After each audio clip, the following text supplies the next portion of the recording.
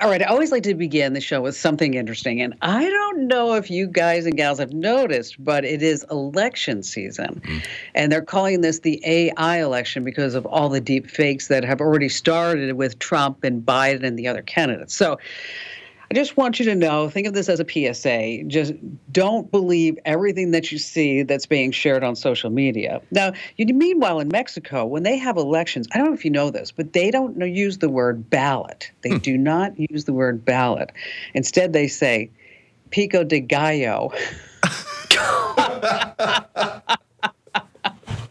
Oh. That's a good one. All right.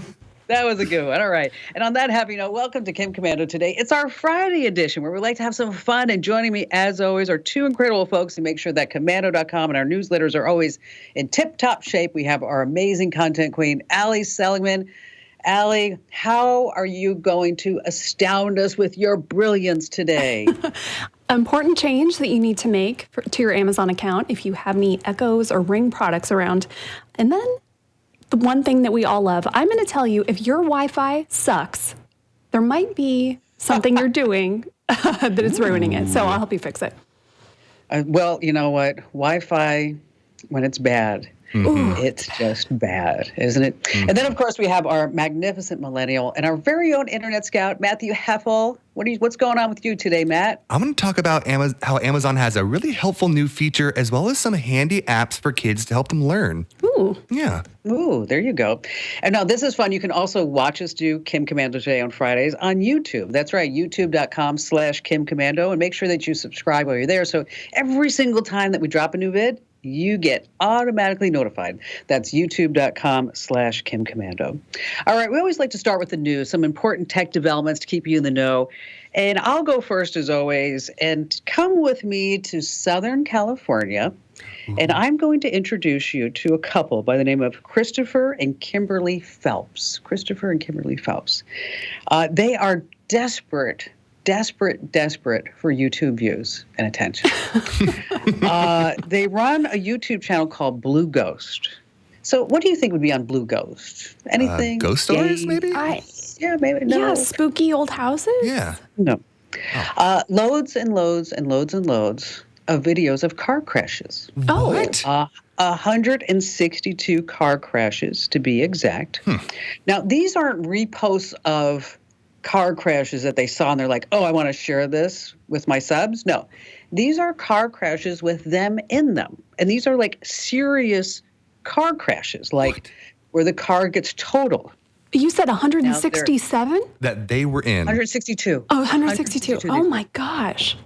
They smack into cars on purpose. They commit insurance fraud to get YouTube views. Oh, and get this. Their kid is in the back seat. Oh. Right? Oh, my gosh. Well, their 5 seconds of fame has ended. Christopher got into an accident where his car stopped for no apparent reason. He just was driving. He just stops his car. Well, the tractor trailer behind him rear-ended him. And the police got suspicious. They're like, well, let's do a little investigation on these two. Shortly after the accident, Chris uploaded a recording of this whole accident to his YouTube channel, of course. Authorities found the video. They arrested the couple. Now they're facing serious charges. Thank you. Assault with a deadly weapon and child endangerment. Yeah. Okay. Completely crazy whack jobs. Okay. I mean, I'm looking at these videos. Something like, I don't care if you take yourself out. Sure. Okay. But the kid should not be in the back seat, in a car seat. I mean, I hope they throw the book at them. I mean, I just hope they just crazy, crazy stuff. And but it also makes me wonder, like, people that were watching these videos, why didn't they report it? That's a good question. What a weird thing I have no interest in watching. No, that would give me anxiety. No. Yeah. No, we're not going to do that. Yeah. So anyway, if you ever see something weird on YouTube, just raise your flag, maybe raise your hand rather, and say, hey, this is not good, and maybe somebody will check it out. Yeah. All right, Matt, you go next. What's going on in your news department? I'll try to lighten it up a little bit. So we're gonna have a little bit of an honest moment, everyone. So how many times per week do you buy something on Amazon? Allie, I'm gonna let you go first on this. For the record, I'm usually quite good at this, and I would say, honestly, a couple times a month. But I have recently been trying out some new activewear. I don't know if you know about this. There's a lot of just like Lululemon, but not Lululemon. So I've been trying all these things, right? And so, a lot. So how often do you return those items? A lot. Yeah. Kim, how often do you think you buy something on Amazon each week and return it? I buy something on Amazon every single day. She said proudly. Yes. Return probably once every 2 to 3 weeks. Okay. All right. That sounds pretty good. It sounds about like a 10, maybe 5% return rate, you'd say? Yeah. Okay, Yeah, well, something like that. Amazon has a serious problem with returns. In 2022, their return rate, I don't think you'll believe this number, their return rate was over 27%. Whoa. That's Wow. way higher than any other online retailers. During the pandemic, people started shopping on Amazon a lot more, and this led to returns going up and skyrocketing. Now, Amazon has noticed this, and, with all the things going on in the tech industry, they're trying to make some changes, trying to stop people from returning so many things. So they recently came out with a new feature that will notify you if something has been returned often. So if there's an item that you're looking at and it has been returned a lot, you'll see a little pop-up that says this item has been frequently returned. And so this can be helpful. That. Yeah. They're starting with things like clothes, and it was kind of ironic because as I was researching the story, my fiance was looking for a dress for a party that we're going to in a few weeks, and she got this notification right at that moment. I was like, isn't that crazy? And it was for a dress because a lot of the times people will buy dresses or clothes and it will be not to size. It won't fit. It will be too small, too big. And so they return it. And the other thing is that a lot of these will have 5-star reviews, and it's not real reviews, as we've talked about many times. Yeah, shocker. They're bots and they're fake, and so all these 5 stars are just scams, and they send you junk, and you're thinking you're going to get a whole new laptop for $45, and it comes and it's a picture of a laptop on a piece of paper, but it had 5-star reviews. So hopefully this new Amazon feature will help out all those people and will help them not have so many returns. Yeah. But Amazon's also going to save some money at this. Sure, absolutely. Because think of all the processing that they have to do when somebody buys something and returns it. It just reminds me, I have to go to a black tie. Okay. And so, I'm still moving and my life is in pods. Okay. Honest to goodness. I mean, my life is all my clothes, everything's in pods. And so I need a pair of shoes. So I go on, I'm like, okay. So I find the pair of shoes and I look at the reviews and I take a 9. Okay. And some of the reviewers said buy a half size too small. And then another review said make sure that you go up a half size. Okay. So I actually bought, this is how crazy it is. Okay. So the black tie is on Saturday. So I'm like last minute, last minute Lily here. And so I go to I go to Nordstrom's and I buy the 3 pairs of shoes. Because I bought an 8.5, 9, and 9.5. Okay. And then I'm thinking, oh man, what if they don't come in? Then I'm like screwed, right? And so then I go over to Saks and I buy the 8.5, the 9, and the 9.5 too. 6 shoes. Okay, so I'm going to mess up everybody's algorithms. Yes. Because whoever gets the shoe here, Cinderella, the shoe that fits, that's the only pair that I'm going to keep. And then everybody else has to go. Right? Reason for that, return, Alex? too slow. Yeah. I do. Do that? Yeah, especially when I've been on this let me see if these leggings are actually nice. Yes, I will buy multiple sizes because you never know, and you're not just like in a store, you can try them on. So yeah, I've been getting multiple sizes of things, multiple colors, try them on, send them back, what I don't want. Send them back. Try them on. But the rule is, though, what I've learned the hard way is that you have to do it send it back the next day. Yeah. Right? Yes. I mean, you can't say, this is a pile of stuff I'm going to get to in a week because You'll never do it. Mm-hmm. And then you have all these leggings that don't fit you. Sit on the counter for 3 months. Yeah. 5 pairs of shoes for a black tie dress that you're never going to wear again. Then you're thinking, who can I give these shoes to? Yes, exactly. Offer up, whatever it may be. So what's in your news world, Allie? It's also Amazon. We have talked many times about Sidewalk. This is Amazon's Wi-Fi network that devices basically borrow a little bit of your Wi-Fi and your neighbor's Wi-Fi, anybody who has one of the devices that work with it. So it's all the Ring products and Echoes and other things like that. and it's on by default. And we have told you you should turn it off. And there is another reason you should turn it off. Amazon just released its first Sidewalk coverage map, and they say, get this, 90% of the U.S. population can access the network. That's how many devices that support this, that support Sidewalk are around. And why are they bragging? Because Amazon just opened Sidewalk up to developers. That means anybody can now make stuff that works on this network.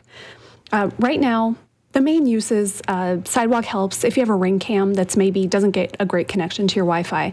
Okay, you can borrow a little bit from your neighbors so you still get notifications. It works with some like smart locks. Things that just generally, they might not have the best, maybe they don't have a good Wi-Fi signal inside of them. They don't have Wi-Fi radios. But now they want to build more things that can use this free network. It's free because you pay for it and I pay for it, not me because I turned it off. But anybody who still uses it, that's who's paying for it. Anybody can get a test kit to see, basically you get this little gray wireless device and you can see if you want to build a product, how strong the network is where you are. And if it's good, okay, great, you're in business. There are some really useful things that could come from this, right? The Verge actually had a really nice list. They said dog trackers, package trackers, soil moisture sensors, leak sensors, mailbox sensors, garage door openers, basically anything that doesn't consistently have its own good Wi-Fi connection. But we have to think about the privacy and security of this, right? We don't know yet for sure that Sidewalk is secure. We don't know that someone can't get into your main network by exploiting Sidewalk. We don't know what they could do to your devices if they exploited Sidewalk. We do know that the more popular this gets, the more stuff on it, the more hackers will be trying to get into it. 100%. For now, again, I am going to stick with you should opt out if you haven't already. If you didn't heed our warnings before, go over to the website and search Amazon Sidewalk, and we show you how to do it. It's really easy in the app. It really just takes a few clicks. And then you feel a little better knowing nothing's weird. But isn't that, Amazon, that is just brilliant. Oh my gosh, yeah. Just brilliant. I mean, every time that you buy a device from them, okay, you are letting them create a mesh network to the point where they have now 90% of all neighborhoods covered. 90%. Okay. That's crazy. And it didn't cost them a dime to do this. Yeah. Wow. Okay, whoever that person is that came up with that idea. Employee of the year. I would like you to call me. I would love for you, or drop me a note through the website because I don't know what your job could be with us, but I'm sure you could come up with something like really freaking amazing. Okay, just freaking amazing. All right, you want to stay right where you are because who has the joke this week? That's me. It's Scale of 1 to 10, Al. What do you think? I think it's a pretty good. I'm going to give it a 7.5. Hey, that's nice. Good one. Pretty good. one. Matt's going to be talking about some kid-friendly apps. I have the What the Heck headline of the week. Matt's also going to be talking about what the internet's buzzing about. And Allie's going to drop a truth bomb about sucky Wi-Fi. And, of course, we have more of me and more of us that you don't want to miss here on Kim Komando Today. Hey, it's Kim Komando Today. It's the Friday edition. Much different than Monday through Thursday because that's the Kim Komando Show podcast. But Kim Komando Today on Fridays is when Matt and Allie come on board. And if you're a new listener, we're so glad that you're here. And if you're a regular listener, welcome back. And I know that you want to get more tech smarts. And because of that, we have just a phenomenal change that we need to tell you about. This past week, we rolled out the Komando 2.0 newsletters that, Allie, how would you describe them? Fantastic. Basically, you get everything you need right there in the newsletter. It's news that matters to you, that's going to impact your life, and lots of smart stuff to make you kind of that tech-savvy person, in your life. Everybody's going to say, oh, man, you're so smart. How did you know that? What do you think of the new newsletters, Matt? I think they're awesome. They're very modern, very sleek, none of that disturbing ads, I would say, in the corners. So I no love more them. colon cleanses. No. Colon cleanses. That's all gone. Yeah. And no more tap or click here to learn more. No, everything is exactly in there. So join over 400,000 folks who love us every single day because we deliver them one great newsletter every single morning. Head over to Komando.com/subscribe. That's Komando.com/subscribe. All right, this part of the podcast, we like to give along some tips. And I guess I was in the life-saving mode after reading about that crazy couple with crashing cars on purpose with their kid in the back seat. But let's talk about your smartphone. And this is just something that you should be doing for yourself, for your family members, is that I want you to set up the way that if you are in a place where you can't say your name, what you're allergic to, what your health conditions are, that somebody can look at the phone and go, oh, yes, this is this person and they have a heart condition or kidney issues and they're on this medication. We're talking about setting up your medical ID. So folks who want to help you can see the following information about you. Okay, they're going to know your name, your age, your medical conditions, your medications, any allergies, your emergency contacts, and a whole bunch more. So if you're on an iPhone, really simple to do, just open the health app, and then you're prompted to enter basic health information. And then you always can update it later on. Now, if you're on Android, first responders can also help you. You're going to go into safety and emergency settings, emergency contacts, add a contact. So if you need these exact steps, we have them all on the website. But I just think it's super important for everybody to do this for yourself, for your loved ones, because what do you always have with you? Right? Your phone. You always have your phone. And if you can't speak up, the emergency responders know how to open up and get to the health apps on both iPhones and Androids. And it's really just something that's smart to do. So put that on your to-do list right now. Don't do it right now because I don't want you to miss any more of the podcast. But you're going to want to do it after the podcast. All right. So, Matt, you were telling us a great story about the kids and apps. And what was that about? Yeah. My sister has two kids. They are younger. They're 4 and 7. And a lot of the time they spend is just sitting on the YouTube Kids channel. So if you've ever have you ever seen anything on YouTube Kids? No. It is bizarre. It is very strange. I don't understand it. I don't either. So she reached out to me and said, what are some apps, what are some tools that the kids can use that will be fun for them and entertaining, but also will help them learn, be creative, and all that stuff. So I started to dig and I did some research, and I found some really great apps that you can download that will help your kids, really be entertained and learn at the same time. The first one's called Khan Academy. Now, we've all heard of Khan Academy. It's been on the internet since 2001, 2002. Yeah.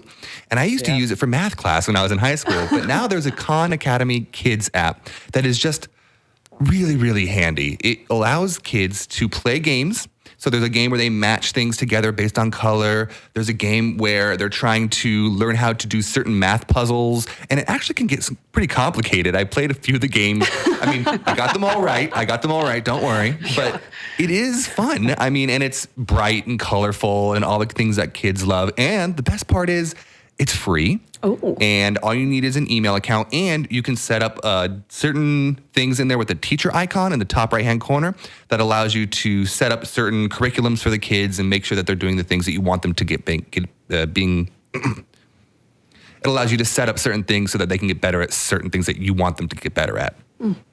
The next one is called Duolingo for Kids. Again, another adult app that has a kids version. That. Yeah.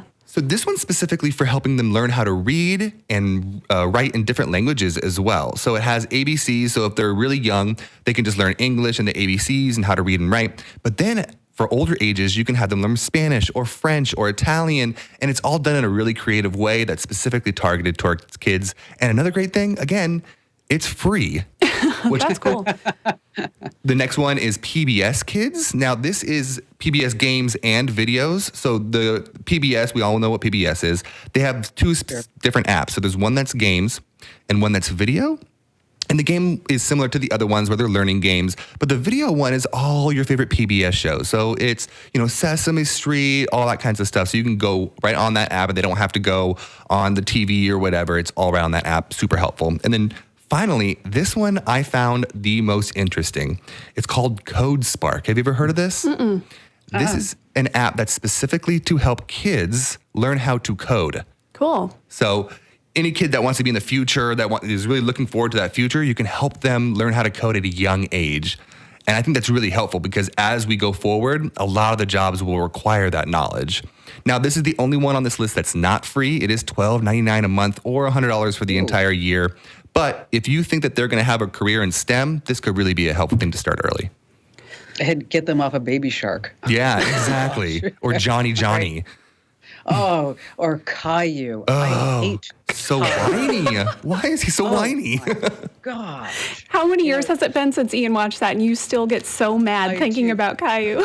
You know why? Because my nephew came over and it was Caillou on his tablet. I looked at my niece. I'm like, no, he is not watching Caillou in my house. It's like, well, Mom, what am I doing? I'm like, oh, gosh, Caillou. Hate that kid. So that's a great list. Matt, you're going to have it over at Commando? I will. Awesome. All right. So were you having Wi-Fi issues at home that made you think of this, Allie? Recently, it's actually been behaving, which let me find some wood. But, you know, when your Wi-Fi is bad or it just goes out, I guess I kind of would have expected by now you'd get used to it, but I get so mad every single time. It's not one of those things that I'm like, oh, it's fine, just the Wi-Fi out. No, I'm furious. If your connection is not out, it's just kind of bad, there might be a couple reasons for that. Where's your router? Did you put it somewhere silly? You don't want it on the floor, and you don't want it stuck like in a closet with a bunch of stuff around it. The best spot is high up, but not too high. Between 5 and 7 feet is a good bet. You can put it on a shelf. You can mount it on the wall, whatever you want to do. And near the center of your home or where most of the internet activity happens is best. So, you know, say on one side is just, I don't know, bedrooms, and you don't spend a lot of time on the internet in your bedroom. But on this side is where everyone works or, you know, does their school, whatever. Put it over there. What if someone is stealing your internet? Yes, this happens. Perhaps you have a very bad password. Perhaps you never set a password. Please don't tell me that that's true. Over on Komando.com, we have some good ways to see exactly what is on your network. So you can look through and say, I don't know what that is. That's a bad sign, but don't worry, you can fix it, and we will show you how to do that.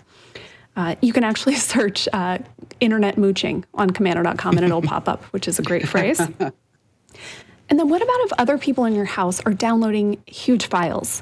You are getting ready to go on a video meeting, and it starts, and you keep freezing, and nobody can understand you. That happened to me recently. I was like, what are you doing?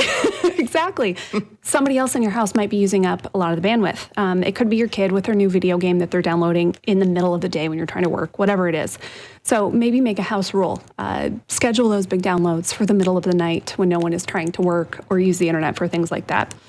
We have steps for that over on the site as well. You know how when you walk around a neighborhood and it pops up these Wi-Fi network names and says, do you want to join? I was walking the other day and a network name popped up. I busted out laughing out loud. It was Vladimir Roughton. I was like, I love that. That's good. That's good. All right. If you like quick tips like this, make sure that you get our Daily Tech Update podcast. This is pretty amazing because every morning you're going to get one tech story that you need to know about and also one digital tech life hack that you're just going to love. And so, again, wherever you get your podcast, just search for Komando with a K. All right. Coming up in our What the Heck headline of the week, I have this one, and it's about fruit roll-ups and TikTok. Yes. And let's see. Matt's going to be talking about the weirdest corners of Reddit, and Allie has some more ways for you to make money, and she promises us a great laugh at the end. So don't leave us now. Hey, it's Kim Komando today. It's your Friday edition. We're so glad that you're here with us. And just a quick reminder that you can actually watch us do the show at youtube.com/Kim Komando. That's youtube.com/Kim Komando. All right. Our What the Heck headline of the week. Here it is. People are eating fruit roll-ups frozen, and it's plastic on TikTok. What? Okay. All right. Now, I don't need to say anything, but I was never told as a youngster that I should not be eating laundry detergent. Okay. I mean, so just a PSA, nobody eat the Tide Pods. They look right? so good, Kim. I know. But if you ever sunk your teeth into a fruit roll-up, you probably notice there's that thin layer of plastic that's meant to be peeled off before you dig in. It is not food. It is not food. Plastic is not food. It is not food. Okay. So now there's a TikTok trend where people are getting creative and they're sticking ice cream in between two fruit roll-ups and make kind of like an ice cream sandwich. It's good and fun until these TikTok creators come out and say, it doesn't matter that it's plastic because it's just so crunchy. Oh, no. Okay. Yikes. Pro tip. Do not eat the plastic with your fruit roll-ups. Okay. We want to use our brains, and we want to enjoy our fruit roll-ups with the plastic taken off of the fruit roll-up. Even fruit roll-ups, they had to put actually a video out on TikTok that said, don't eat the plastic in the fruit roll-ups. Okay. Which reminds me, what fruit do you use to make toe jam? What fruit do you use to make toe jam? Anyone? Yeah. Anyone? Fruit by the foot. I'm sorry. That was pretty good. All right. So, Matt, you are out on the internet. Yeah. You are the it guy. Hey. So what's big and happening on the internet this whole week so that Allie and I, when we're talking to our family members and friends, we're going to be like, yeah, we totally knew that was happening. I think I got some good stuff for you. And speaking of TikTok, I've been trying to move away from it. You know, I always thought about it as the place where internet culture is happening, but there are other places on the internet where you can kind of get that same kind of vibe. If you go over to Reels, you can kind of get that, but then you're giving Meta all your data, so it's not that much better. Or you can go over to Twitter, but that can get dark really quickly on Twitter. So it does. I found that I really like Reddit. Specifically like Reddit subreddits, which I find fascinating. And I was going to go through some of the craziest ones or some of the most entertaining ones that you can find on the website. So if you're really looking for something that's history, you can just go to r/askahistorian. And this is really, really cool. They have historians from all universities that will answer questions about any point in history that you want, whether it be like Alexander the Great or ancient Rome. They have all the information. I was scrolling through that for hours last night because I really love history. So it's really fascinating. There's another one. There's another one that if you really want to be heartwarmed, I love it. It's called Made Me Smile. This has, dogs coming home to their, vets that's been off to war for months and stories about that. Videos. Babies, all that stuff that will really make your heart smile. That's Make Me Smile. That one's really, really great. And then the next one, everybody's heard of, but it goes on forever. Shower thoughts. You ever gone through the subreddit Shower Thoughts? I love it. I was going to give you guys some of my favorites. Some of my favorites that I found just by going through it for just a few hours. And just a few hours. So the first one is dogs must wonder why it's always winter in the fridge. I mean, they must, right? It's true. Yeah. Okay. It's true. And interesting is one of the least interesting ways to describe something. Yeah. It's pretty true. Can I tell you something about interesting? That was one of the first lessons that I got in radio when I first started out, is that when you're interviewing somebody and you don't know what to say, you just say, interesting. That's because it doesn't mean anything. Yeah. And so you just, so next time like somebody says something, you have no clue what they're talking about. You just say, interesting. And I've actually used that not too long ago. I have a friend who has about 1,600 patents. Whoa. Okay, on everything that might be related to anything that you might use in an emergency room setting. Okay. So he was explaining to me, I asked, well, how does this work? And he started getting into like the molecular structure of this and that. And I was like, glazed over, and he's looking at me like I must understand everything that he says. And I sat there and I said, interesting. And I looked over at Barry and he went, I was like, yes, I'm sorry. So let's go back to Reddit. So funny. One more shower thought, and then I'll go to my favorite subreddit. The last one is, it kind of makes sense that the target audience for fidget spinners just kind of gave up on them. Now we're good. All right. My favorite subreddit, and I think it's a lot of people's favorite subreddit, is Am I the A-hole? You've heard of this?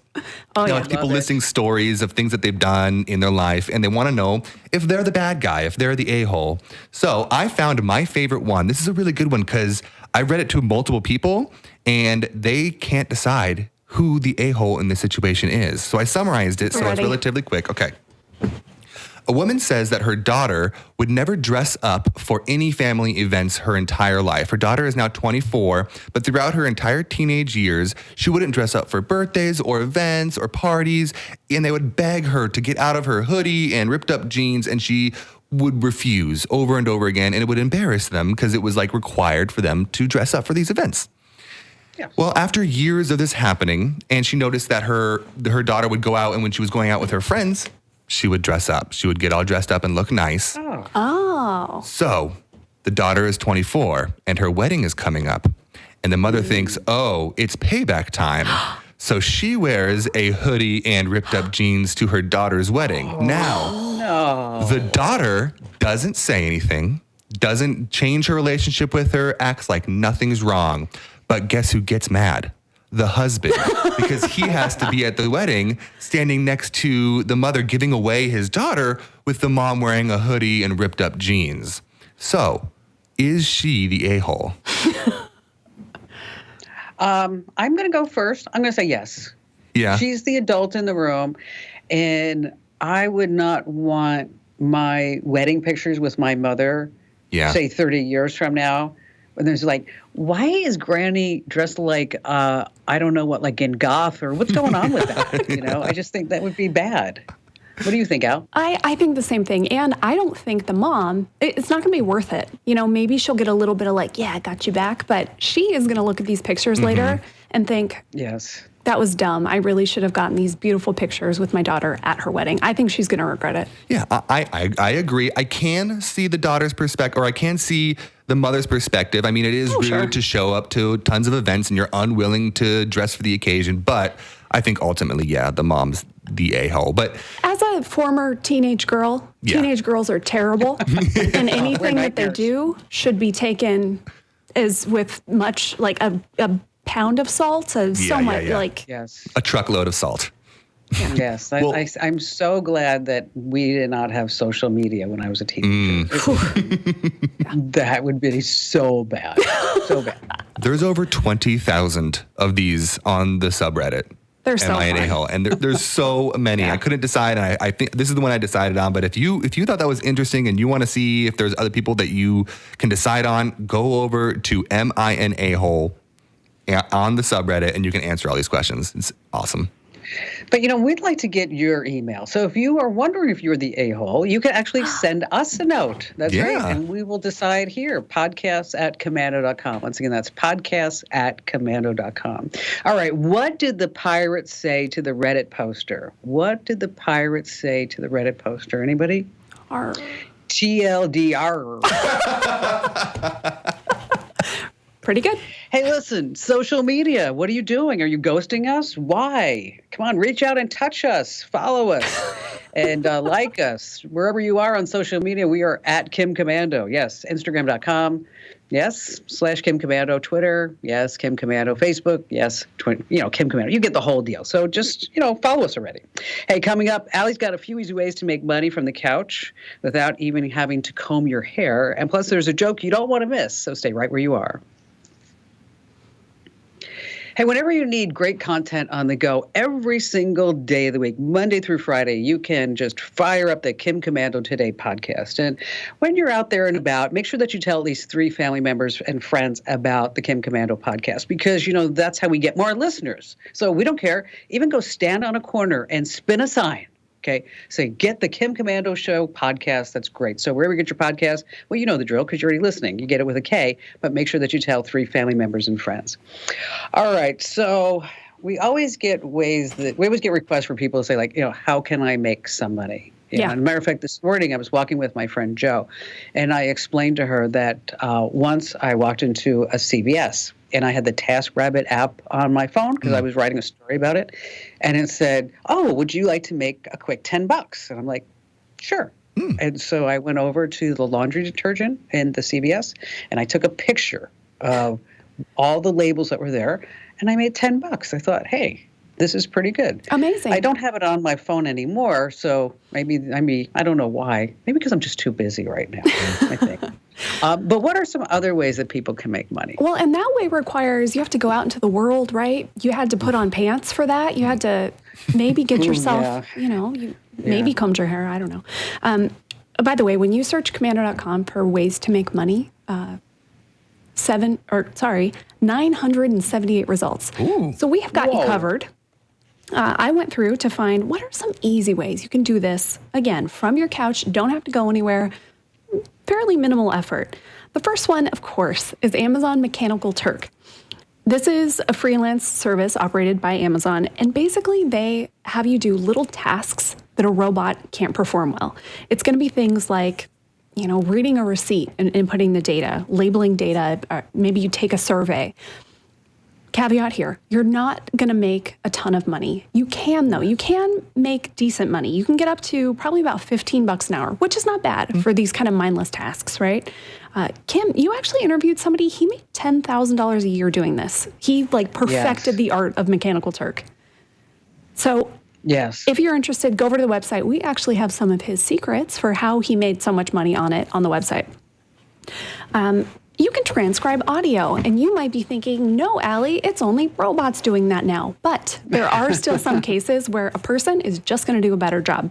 Hourly rates for this depend. It depends very much on what the project is, how long it is, how good you are, how fast you are. Generally, the average is $10 to $36 an hour. Pretty good. That's good. There's one site, rev.com, R-E-V. They seem to pay better, $18 to $66 an hour. Whoa. Ooh. Yeah, you do have to send in a submission to say, hey, I'm actually good at this. If you fail or you don't get approved, you can redo it. So make sure your quality is good when you're doing that. And then one that I have always wanted to do, in addition to being like a secret shopper, which I think sounds pretty fun, testing products. User testing is the big one for this. They will send you something to your house, a product, maybe a service. Sometimes you might even try out a website or an app or whatever it is. And then in some cases, you have to send back a video, just a quick video of yourself saying, here's what I thought of it. Sometimes you have to participate in something like, a group video where it's like a focus group, but from your computer. You do have to pass the screening test to make sure that you're the right demographic for it. But these, you can make pretty good money. Even the quick, 5-minute video you have to submit, you might make $20. If you have to do a full interview, $120. So you can make a fair amount of money with these. Again, that is usertesting.com. And again, we have so many tips to help you make money on the website. Yeah. So, it's worth a scroll. If you're interested in this, just go to the website, search Make Money From Home, and look through some of the articles, and you might find something cool that you didn't know you could do at your house. And then that these are legit opportunities, because the worst thing you can do is go to Google and say, make money at home. And they're like, don't do it. Yes, I can make money at home just by by looking at links on a website and make $5,000 a week. No, that does not work. So yes, so all legitimate. We vetted it. You can trust it. It's all at Commando.com. All right, we're going to close up this bad boy with a great joke from you, Allie. So lay it on us. My warning for this one: there's a little bathroom humor. It's not too bad, but just if you're not a bathroom humor person. So a gambler gets a notice from the IRS that he is being audited. He calls his tax attorney, and they go to see the IRS agent. And they're waiting. The agent's looking over the paperwork, and he said, the reason for this audit is you live this really lavish lifestyle, but you don't have a lot of income to justify it. What do you do for a living? And he says, I'm a professional gambler. And he says, a gambler? Yeah, I make money from bets. Let me demonstrate. I bet you $1,000 I can bite my eye. You have a bet, the agent says, and looks kind of smug. That smug smile vanishes when the gambler takes out his glass eye and bites it. The agent didn't see that coming, but he agreed. So, yes, he's going to give him $1,000. Fine, that wasn't fair, the gambler says. I'm going to give you a chance to win your money back, but bet another $1,000 that I can bite my other eye. And he's looking through the guy's paperwork like he's not legally blind. They can't both be glass eyes. What is up? And he says, okay, fine. To his horror, the gambler takes out his dentures and he bites his other eye. And now he's on the hook for $2,000. You know what? The gambler says, double or nothing. I will stand on the edge of your desk, close my eyes, pee into the garbage can on the other side of the room, and I will not spill a drop. What do you say? By this point, the agent's pretty desperate, and he says, okay, fine. So the gambler stands on the desk, and he pees all over the desk. Yes, the agent says, He's so glad he's not going to have to pay the gambler $2,000. Oh, come on. Comes from the attorney. What's the matter? The agent said. Well, he bet me $20,000 that he would come into your office today, pee all over your desk, and you'd be happy about it.